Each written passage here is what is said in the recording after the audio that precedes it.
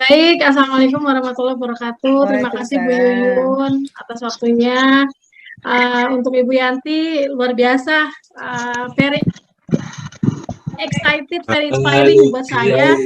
Benar-benar membuka aja ya gitu maksudnya.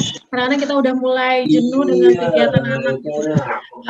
Dan tentunya banyak sekali gitu ya Bu ya, tadi dari kegiatan-kegiatan contoh yang bisa kita ambil.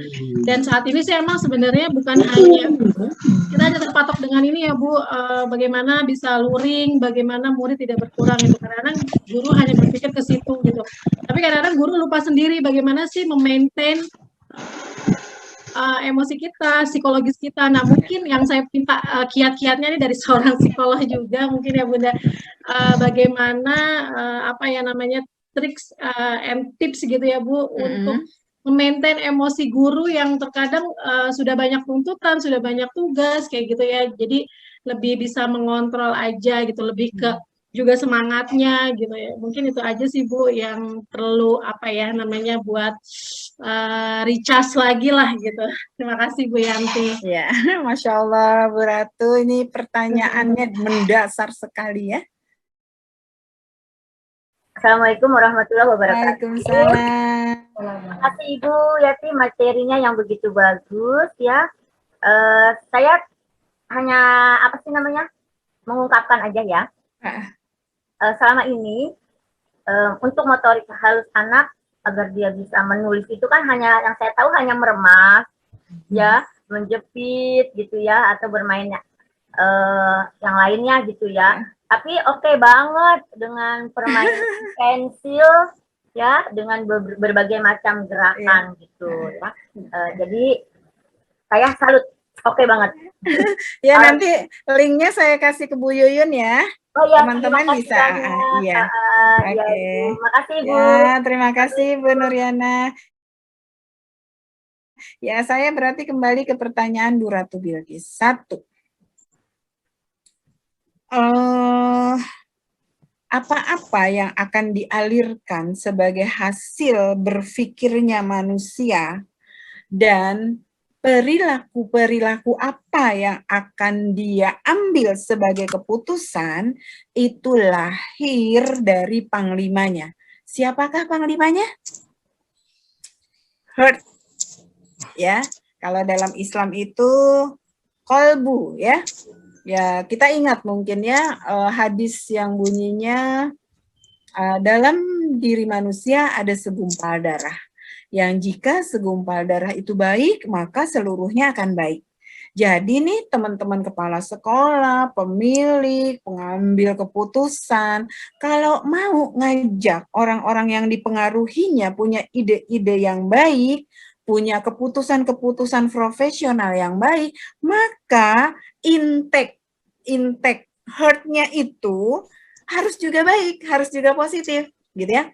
Jadi kepala sekolah membangun optimisme, ayo kita bisa, ayo, gitu ya.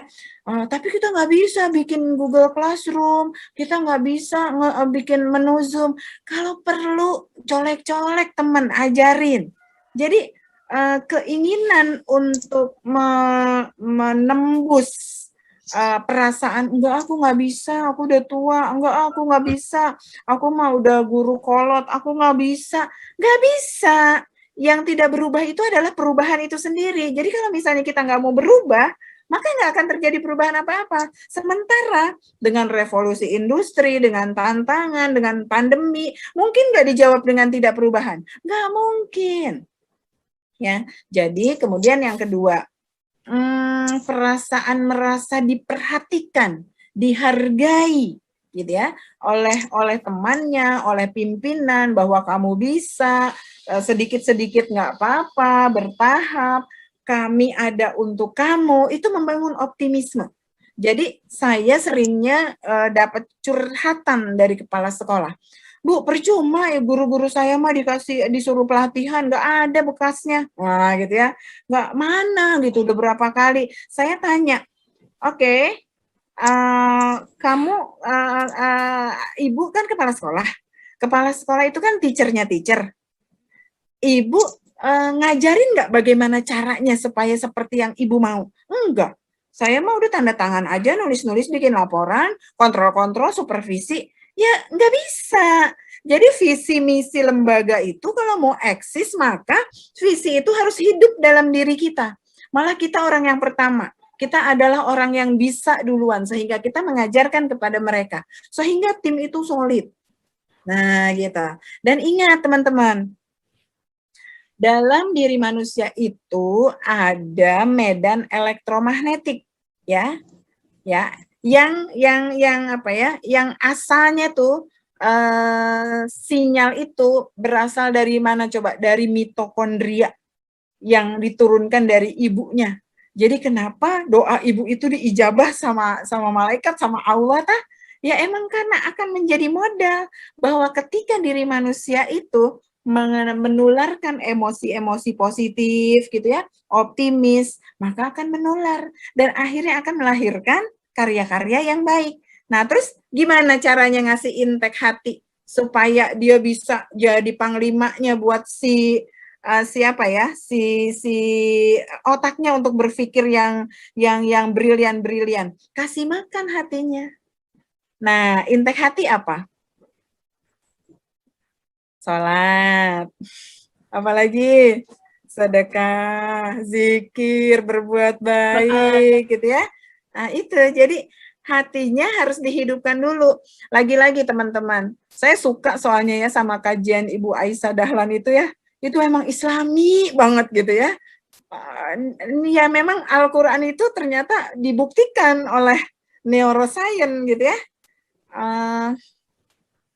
Bahwa kerjanya hati itu kekuatannya 5.000 kali lipat dari kekuatan otak. Jadi kalau teman-teman pengen guru-gurunya kreatif gitu ya, oh mikirnya cerdas, brilian, maka yang pertama harus dihidupkan apanya dulu? Hatinya dulu. Pengen deh guru-guru kita lincah, dinamis, nggak loyo, bugar, energik, bikin anak-anak ikut energik. Nah itu energik itu disuruh sama siapa? Sama otaknya. Gitu kan ya, mekanismenya otak disuruh sama siapa? Sama hatinya lagi gitu ya. Jadi saran saya nih Bu Bilkis, perhatikan proporsi intek di seluruh komponen yang Allah berikan kepada kita manusia yang memilih sebagai seorang guru. Intek hati kita, intek akliyah kita, dan intek jasadiah kita ya. Kalau itu diberikan semuanya, insya Allah ya, Allah akan memberikan banyak jalan keluar dari banyak arah gitu ya. Dan kita buktikan bahwa di masa pandemi ini kepercayaan orang tua kepada kita justru bertambah. Justru ngerasa bahwa kita adalah orang yang bersama mereka mengambil tanggung jawab memperhatikan pendidikan anak-anak kita ya. Gitu ya Bu Ratu ya. Bekerja pakai hati juga ya Bu ya. Makasih banyak Bu Yati. Sama-sama. Masya Allah, luar biasa.